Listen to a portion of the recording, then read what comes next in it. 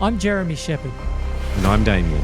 We use data to expose deceitful property experts and their marketing BS. This is the Expert Busting Series. Welcome to episode 6 of the Expert Busting Series. Why higher salary doesn't mean high capital growth. Jeremy, let's jump in. Yeah, so you've probably heard a lot of professionals in the industry say that you should follow the money, buy in affluent areas where people can easily afford to pay more for property. So what I've done in this episode, I've had a look at historical data, and as you're about to see, this theory is blown away. Can't really be used in practice, and in fact, towards the end, you might be wondering whether it might be better to actually buy at the other end of the spectrum. You've had arguments with a lot of people about this higher wages commentary before, haven't you? We won't name names, but... Yeah, well, as soon as you tread toes on someone else who's written a book or they've hosted a podcast, they don't like the truth. We need a book, Jez. So if you want us to write a book, leave a comment in the comment section. So moving forward. Yeah, so one of the big problems with this theory is that buyers can come from anywhere. By the way, if you are just on audio, we're going to show a fair few charts and some visuals, so it's probably best watched on YouTube. Well, it can be YouTube, it can be Apple Podcasts, and also Spotify is a very popular avenue for watching this also. So 3 platforms, but we'll do our best to talk about it as much as we can. So whatever we're seeing, we'll mention what we're actually looking at. Yeah, all right. So imagine an auction for a property. It's in a particular suburb. We can easily look up the wages of residents for that suburb and see if they can afford to buy the property. Before that, where do the wages come from? This is Australian Bureau of Statistics census data. So they conduct a census once every 5 years. And how reliable is that? Is that the form that you fill in and you can fill in whatever you want or not fill in at all? That's right. You can fill it in. In order to measure reliability, we would know what the true figure is. We don't know that. It's just a measurement of what people fill in. So I would actually say even the statistical reliability would be very low for wages within a certain suburb, because how accurate is it actually?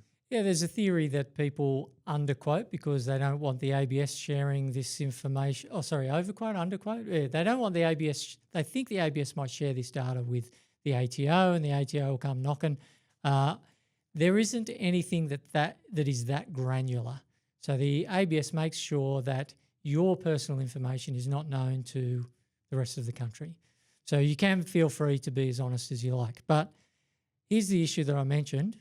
Buyers can come from anywhere. So they could be the suburb next door. It could be across the other side of the city.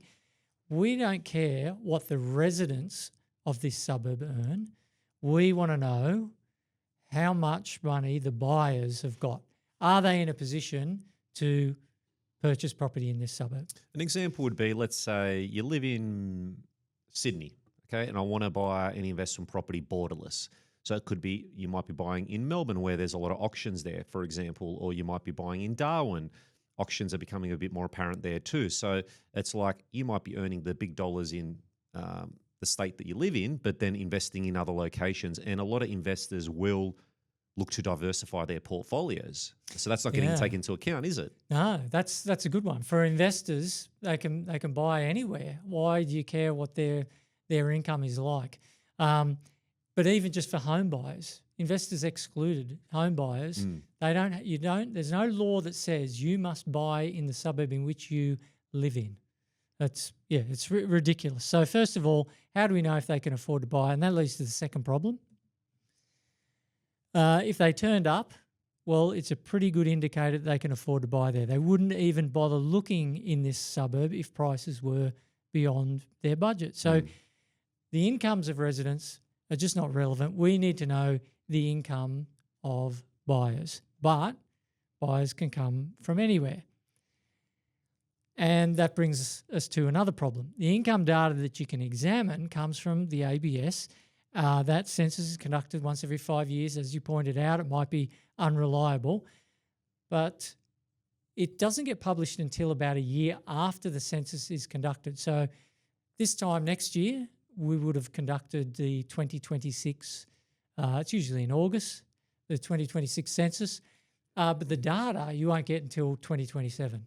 So we could be in early 2027 wondering what are the median incomes of the people that live in this suburb, and that data could be out of date by up to 6 years. The only way to truly really do it is if you had access to the ATO, every address, every tax, like everyone's income. That's the only way you could really assess it, an income for every single dwelling. Yeah, But well, the still, ATO are not going to release that do that. information. But even if they did, even if you knew there's a buyer walking down the driveway, they're going to bid at auction, and you know where they live, they've turned up. So obviously they can afford to buy. So it's irrelevant. And they can do it from anywhere. Like I said, you could live in Sydney and go buy a property in Melbourne or Darwin or Perth or all these markets and have a significant salary or a successful business. You could be living overseas with a successful business and buying. That's right, yeah. Being an Australian resident and buying here. So, yeah, very interesting. And another thing, around 40% of the residents of a typical Australian suburb change where they live every 6 years. So whatever the incomes were at last census, there's a very good chance that they could be inapplicable for the time you're doing your research. I'd love to know how accurate that census data is. Like how many people fill in that accurately? Yeah, I do, but it's more of a guess. I'm not trying to be dishonest. I just don't know.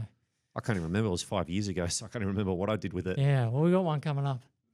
All right, and there's another problem with the theory. So the theory assumes, this is a small issue, but it assumes that income determines your financial capacity to buy. But there are more factors determining buying potential than merely income. So a high wage earner may be terrible at saving. A low wage earner may impress the banks with their more than diligent savings. So it's not a direct one-for-one correlation. It's pretty close.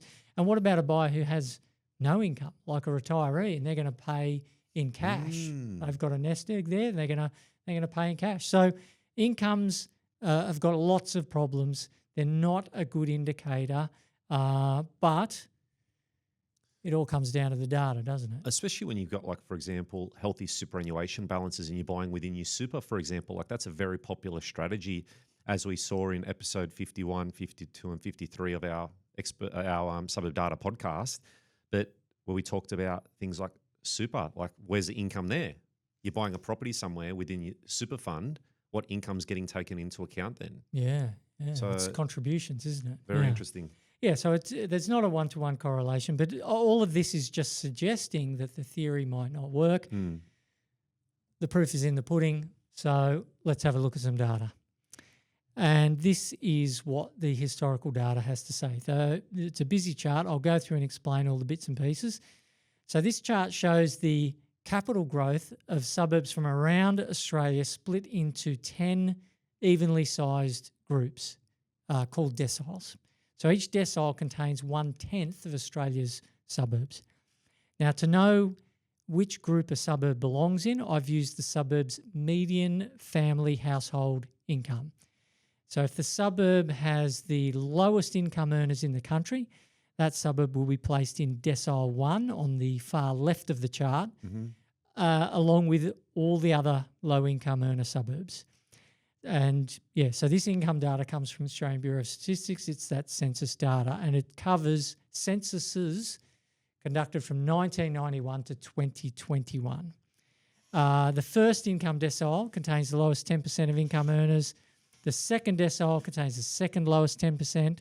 The 10th income decile is on the far right of the chart. That contains the highest 10% of income earner suburbs. Now, each decile is represented on this chart by a column, and the height of that column reflects the capital growth of that group of suburbs over the 30-year period from 1991 to 2021. As you can see straight away, higher income suburbs that are to the right have not outperformed lower income suburbs to the left. So this refutes the claim that higher income suburbs have better capital growth. But what's more important is that there is not a huge difference in the height of each column. It's not that there isn't a huge difference, but there's no clear trend. Perhaps a slight decreased growth rate as you go from low income earners to high income earners, but there's practically nothing in it. They're all pretty much the same height. So don't try and read too much into this and plot a line of best fit across the top of those bars there and assume, you've got to buy in lower income areas. There's the trend line there would be too flat, too shallow to draw any conclusion. Now, you'll also notice that each column is a stack of blocks, one on top of another. Each block represents the growth for a 5-year period between any two censuses. So the blocks at the bottom represent the growth of their group from 1991 to 1996. That's the oldest 5-year period in the data set. And each block has a shade that corresponds with the legend at the top. Probably not so easy to see now that I'm looking at it. It's easy to see. You can see just the lower part is the earlier years, and then the further up you go, it's the later years. Right, yeah. So there are 7 censuses, so 6 blocks.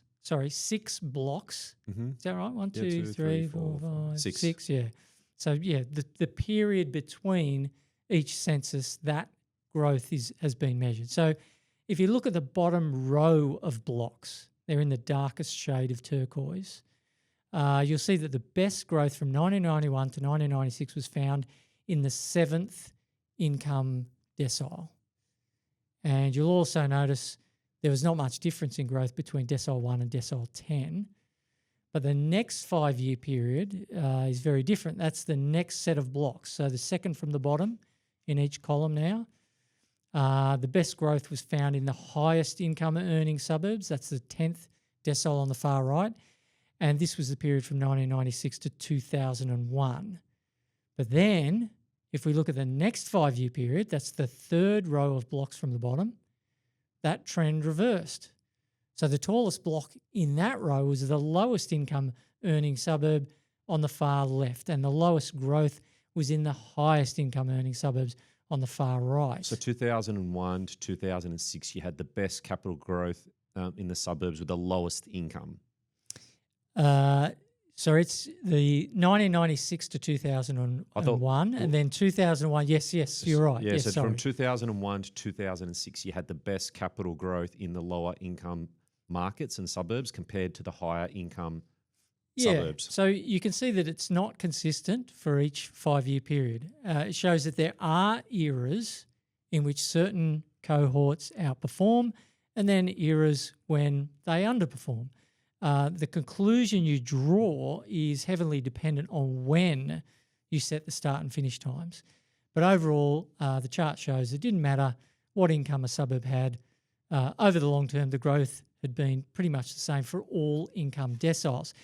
Now, if higher incomes do have a noticeable influence on capital growth, then the column on the right should have been the tallest and the shortest column should have been the one on the left. But instead, after 30 years, all columns are pretty much the same height. So this chart debunks the theory that higher wages result in higher capital growth. But I want to point out this is current wages. It's a static value. It's read off the census for a suburb. Now, there are some experts out there, for want of a better word, they're all about wage growth, not where wages are currently, but how wages have grown to get to where they are.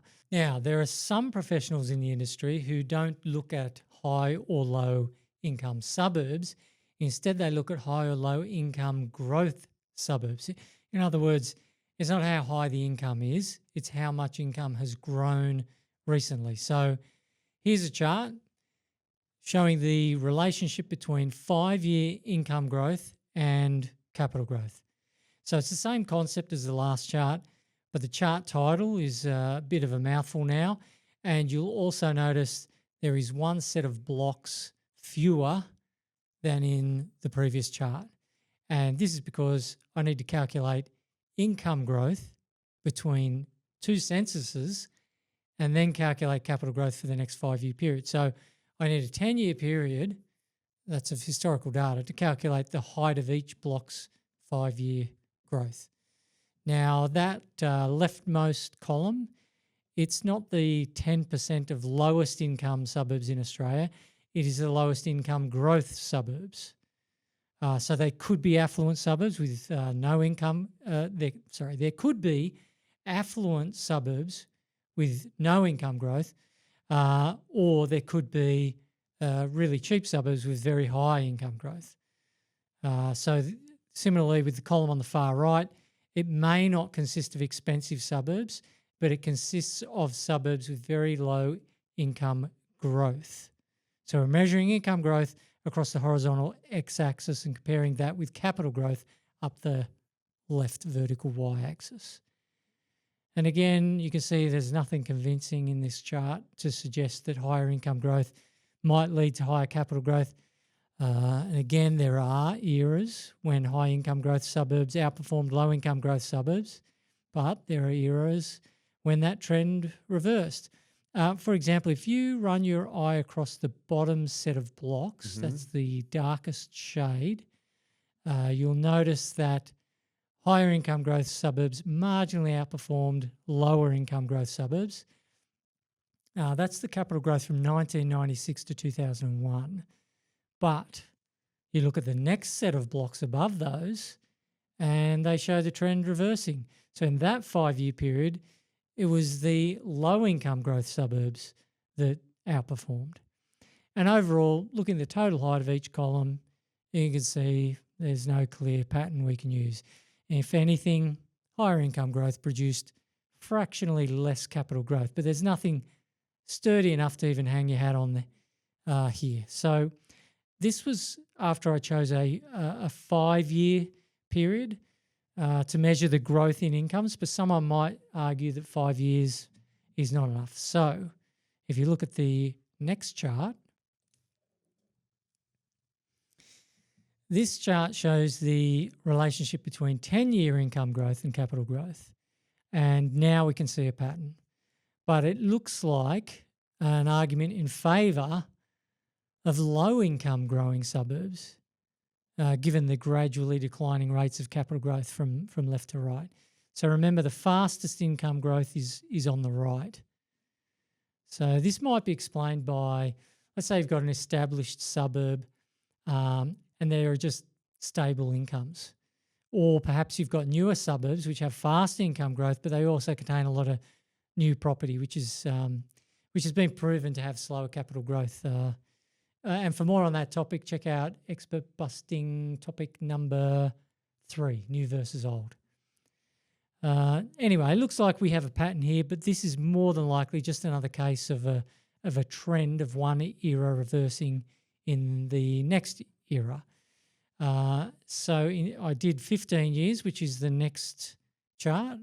It's interesting seeing that lowest income household income growth had the best capital growth over the higher incomes. Very interesting. Yeah, I mean, I wouldn't read too much into it, but even when there's the slightest indication of a pattern, it is going against what the experts have told us. Now this is over 15 years. Yeah, so this is now over a 15-year period of income growth. Again, back to no pattern in the data that we can practically use. And the blocks in each column show the same trend. There are eras of outperformance followed by eras of underperformance. That's for each cohort, each decile. And just quickly, for completeness, one more chart. Actually, I don't think it's the last chart. It's not the last chart, but this is for 20 years of income growth. And again, I don't know if you can see a pattern there. I can't. There's nothing in that that's useful. How far back does the ABS data go?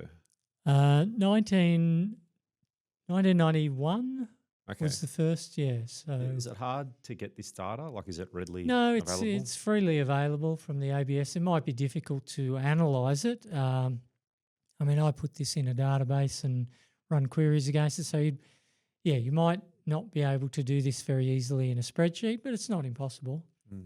Yeah, it takes time. Anyway, the next slide is 25-year growth. Yep. So this is the last one. And once again, nothing in it. There's no trend there. There's just a range of different values. So So we've debunked the theory that high income suburbs have better capital growth, and then we looked at high income growth and debunked that as well. There's another theory that I've heard, What's that? and it is income relative to the state average. All right, so this chart is like the others, but instead of income, I've used the ratio of income relative to the state average. And again, as you can see, no help to investors. There's no general pattern we can take advantage of. Now, there were some eras that ended up working in favour of higher income ratios if you look at those blocks, but there are also eras where that trend reversed, just like we've seen in the other charts. So that's the last. Oh, there is one last income theory to do. So that household income relative to state, what's Yes. that looking at? So what's the state average or median income? Mm-hmm. Compare the income So the capital relative to the state. Okay, and the capital growth of the state.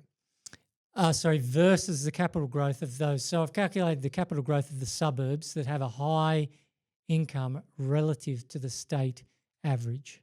Okay, perfect. Yeah. 5-year household income growth. Right, yeah. And this one is the ratio of suburb income growth to state income growth. I mean, again, you can see no pattern there, and it's getting quite complicated now. So it's very difficult to find anything that actually works. So this one is not the ratio of a suburb's income compared to the state average. It is the ratio of income growth to state income growth. It's tricky. It's tricky. So there's a lot in that. I'm trying everything I can to see if anything works, and nothing does. You can see again, there's no pattern here. So, and I won't bore you with more of the income growth periods and different combinations. There is one last thing I just want to show. So before we move over to that, so that's like the 5-year household income growth. So like, let's pick an example of a suburb. Let's just say household income in Marrickville compared to New South Wales. Yes. Is that what that's comparing? Versus income growth versus New South Wales income growth. Okay, versus the capital growth. And so it's like the ratio of income growth of a suburb versus the state. Okay. And then split all those suburbs up according to their ratio into 10 groups. Okay, so decile 1, 2, 3, 4. And then how did they perform over the next 5 years? I think, was it 5 years? To keep it super simple, there's not much change with it. Like you look at it overall, higher suburbs, higher income suburbs versus lower income suburbs, there's pretty much no difference. So if you hear anyone say buy in an area with high wages, high growth, like income growth, send them this presentation. Delicately. It confused them even more, most probably. Yeah, so one last nail in the coffin of this wages nonsense. Imagine this. Prices rise in a suburb. Mm-hmm. Pick an example. Pick a suburb. Reservoir. Reservoir. In Melbourne. Okay, so prices rise in that suburb for some reason other than wage growth. Perhaps there's some gentrification, maybe there's an infrastructure project, something, who knows. But let's just say property prices increase. Now, because of higher prices, the only people that can afford to buy there are people with incomes sufficient to buy there with higher incomes. So, or someone with a superannuation, they've retired and they've got a large sum of cash. Yeah. All those other issues we said at the start. But in order to buy there, you've got to be in a pretty good position compared to before it had all this price growth. So the only people that are going to buy there are the people that can afford those properties. Then a census is conducted and it records higher incomes. Why? Because there's more people that have moved in there who have higher incomes. So all I've been doing here is measuring correlation. I don't know cause. But is it possible that higher property prices draw in wealthier people, and it is actually price growth that leads to wage growth, not the other way around, which would explain why none of these charts show any meaningful pattern. And certain suburbs have a lot of investor activity too. It could be like 50% investors, 60% investors. Yeah. I mean, imagine you've got a suburb with 50% of investors. Then really are the wages of half the population relevant? I mean, I would say no. I never look at wage growth Yeah. at all as a part of my analysis. So if someone finds something else, send it through to us. Yeah. Happy to look at some different type of analysis. Happy for people to say, oh, Jeremy, you didn't do this, or perhaps you could try that. It looks like from this analysis, there is nothing in it. It's just a bunch of marketing fluff from some fake experts. Conclusion: incomes do not influence growth. Yeah, it is a bit difficult. I can understand why investors would struggle with this concept. It seems so obvious, but the proof is in the pudding. The data just does not confirm this. So it is hard to do this kind of analysis. I mean, it's time consuming for starters. You've got to get your hands on the data and you need some analysis skills. It is 100 times faster to make something up that sounds right than it is to figure out if it's actually true, which explains why there is so much marketing misinformation out there. But yeah, if you found this helpful, give us a thumbs up. And if you know someone who has a belief in this, just delicately pass on this link. That wraps up episode 6 of the Expert Busting series. Join us next time for episode 7, How Depreciation Hurts Capital Growth. Thanks for watching and take care.